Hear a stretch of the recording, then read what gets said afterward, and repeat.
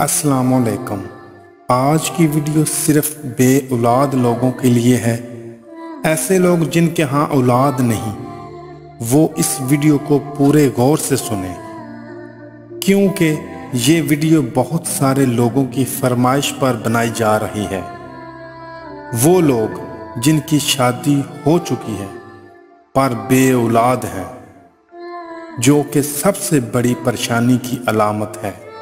बेशक अल्लाह के हुक्म के बगैर पत्ता भी नहीं हिलता, लेकिन आजकल ज़्यादातर लोग सिर्फ इसी मसले की वजह से परेशान हैं। आज की वीडियो में जो तरीका आप लोगों के साथ शेयर करने वाला हूँ, अगर आप मेरे बुजुर्गों के बताए हुए तरीके पर अमल करते हैं तो अल्लाह के हुक्म से बे औलाद लोगों को औलाद नसीब होगी। अमल बताने से पहले हमेशा की तरह आप लोगों से गुजारिश है कि अगर आप चैनल पर न्यू हैं तो चैनल को ज़रूर सब्सक्राइब कर लें और हमारी वीडियो को ज़रूर लाइक कर दें। अमल आप लोगों की नज़र करना चाहता हूँ। सबसे पहले आप 7 मस्जिद का पानी इकट्ठा कर लें।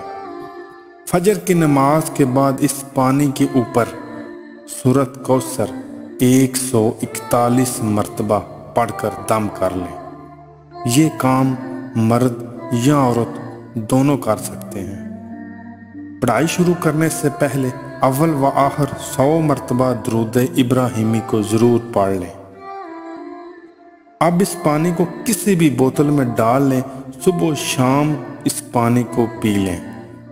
पानी पीने से पहले 7 मरतबा सूरत कौसर ज़रूर पढ़कर दम कर लें। ये अमल 41 दिन तक जारी रखें। इंशाअल्लाह अल्लाह के हुक्म से 41 दिन के अंदर अंदर ज़रूर खुशखबरी मिल जाएगी। बात अभी मुकम्मल नहीं हुई। वीडियो के आखिर में चंद ज़रूरी बातों से आगाह करता चलूँ।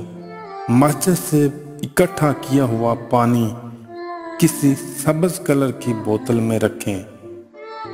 एक बात याद रहे, जिन लोगों के ऊपर जादू बंदिश है, इन लोगों को इस अमल का कोई फ़ायदा नहीं होगा, क्योंकि अगर वो कोई भी अमल वजीफ़ा पढ़ाई कर लें उन्हें कोई फ़ायदा नहीं होता।